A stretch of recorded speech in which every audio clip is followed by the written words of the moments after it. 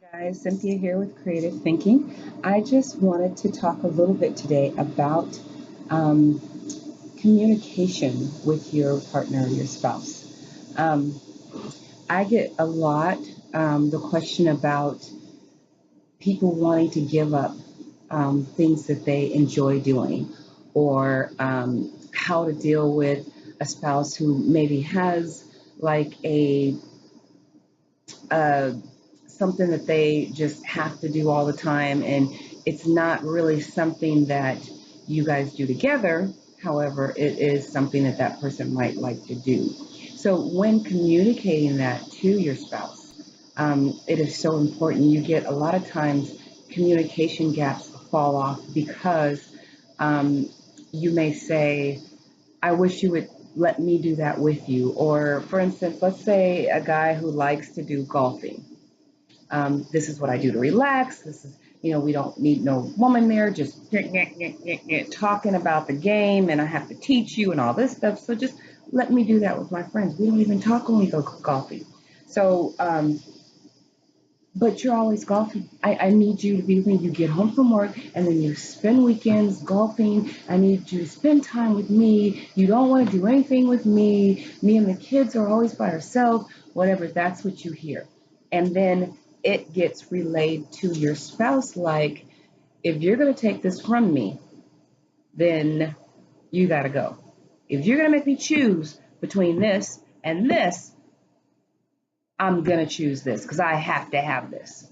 So the way that that is conveyed, yes, it's a passion of yours. Yes, it's something that you need, and it's important that your spouse listens to that.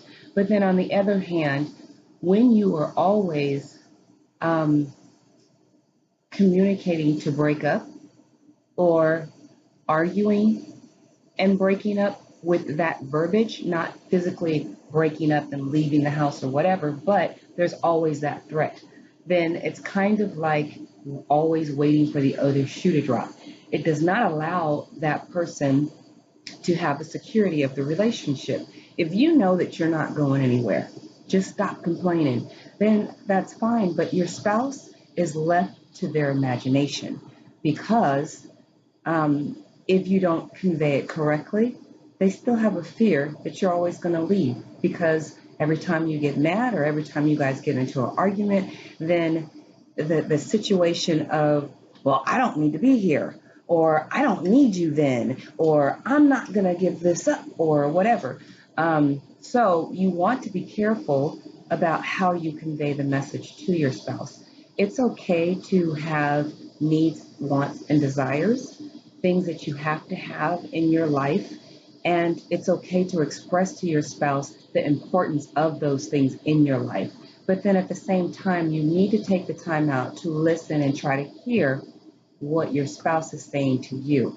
And if they're telling you, I need time too, I would like us to do more family things, then giving a little bit more security to that spouse would be compromise. So maybe Saturday and Sunday you won't go to the golf course, or perhaps maybe a family day doing putt-putt golf instead of, I have to do this, but incorporating your whole family in so then everybody gets a little bit of what they want, and then that person allowing you to still have that need that you need to have in your life. But telling your spouse that this is something I'm going to do and I'm never going to change from it and blah, blah, blah, blah. What you're really telling them and what they really hear is, you love this more than me. This is more important than me. And it could be in your head, but you're giving them the insecurity. It's just as good as going out and cheating on your spouse because that thought is always there in the back of the head. And they're also thinking that I'm not important enough for you to even try. And that's not what you want to convey in communication. So learning how to hear and understand what your spouse is saying to you behind the complaint, behind the issue, there's usually a bigger issue.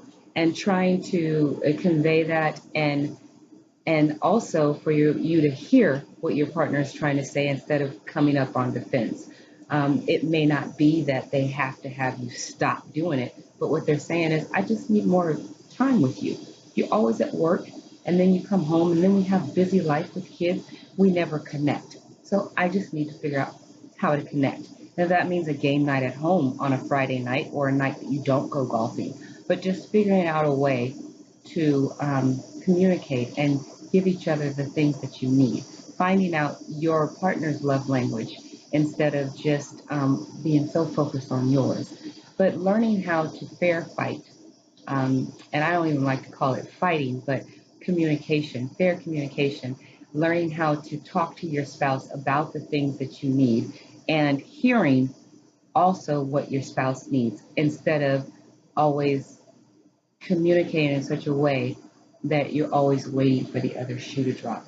And when you have that type of communication, it causes problems for your marriage in the sense of they don't feel the commitment, they don't feel the love, solidarity. It's easy for them to think that you could leave at any moment. It gives them that insecurity.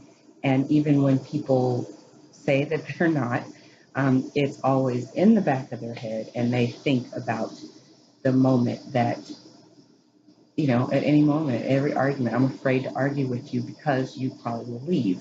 I'm not important enough for you to stay. Everything else is more important. Your job is more important, this and that. But in your head, my job is how I provide for my family, so I have to do it.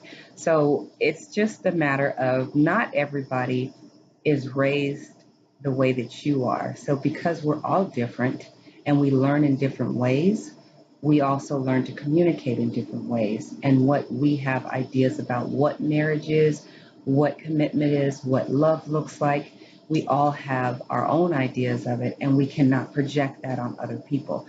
They should know that I love them because I do ABC. Well, that's the way you learned how to love. So finding out how your partner learned how to love and communicating that to them is going to be more valuable than anything. So I just want to talk to you a little bit about communicating with your spouse and showing love and still being able to have the things and have a compromise and meet in the middle. So you have a blessed day.